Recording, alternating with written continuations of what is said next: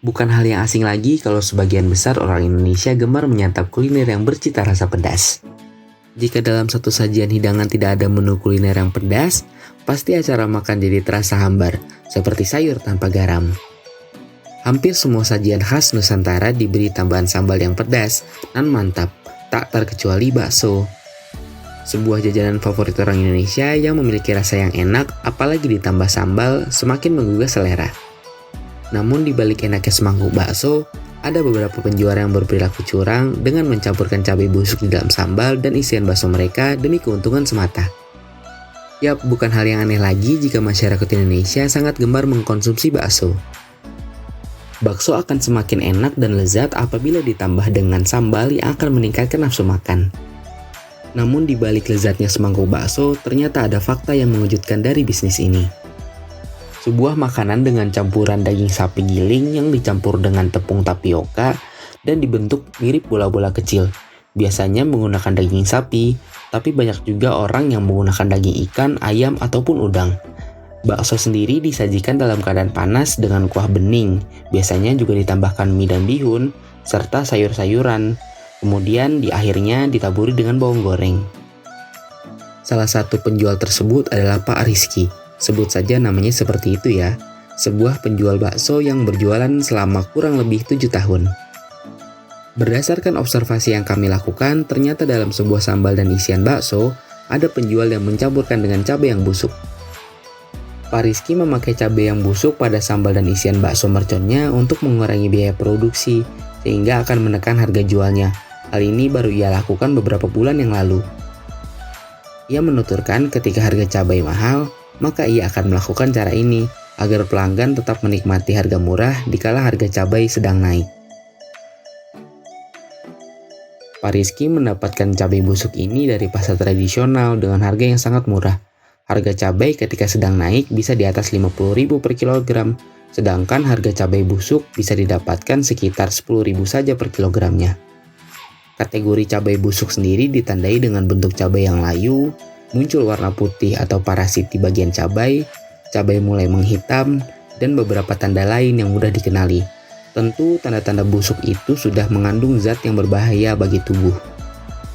Selain menggunakan cabai busuk, ternyata ia juga menggunakan sayuran yang sudah layu pada menu baksonya.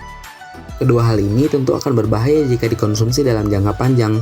Menurut para ahli, cabai busuk mengandung zat penicillium yang mengurangi kadar air dalam cabai sehingga cabai tampak kusut dan tidak boleh dikonsumsi lagi.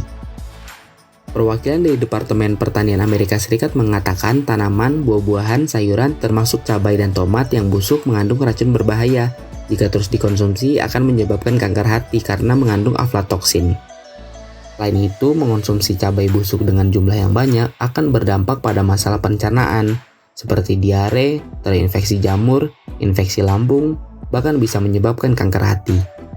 Oleh karena itu, masyarakat harus berhati-hati lagi dalam membeli bakso dan harus mempertimbangkan masalah harga.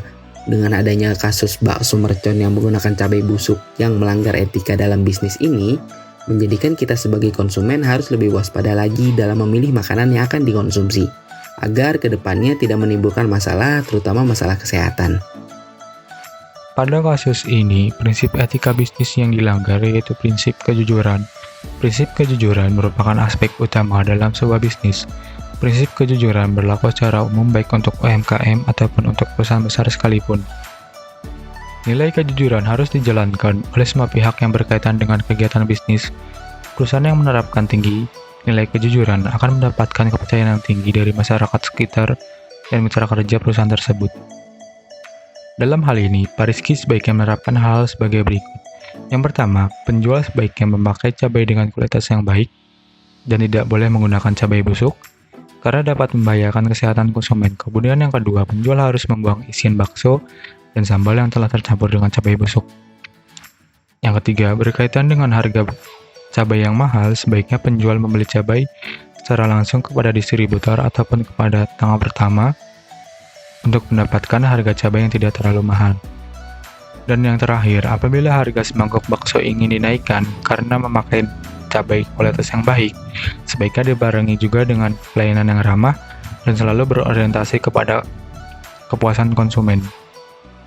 Mungkin sekian penjelasan dari kami mengenai contoh pelanggaran etika bisnis pada UMKM. Semoga kita sebagai konsumen lebih bijak lagi dalam menentukan makanan apa yang akan kita konsumsi ke depannya agar terhindar dari hal-hal yang tidak diinginkan.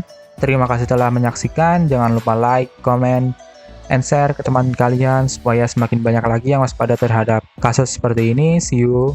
Bye-bye.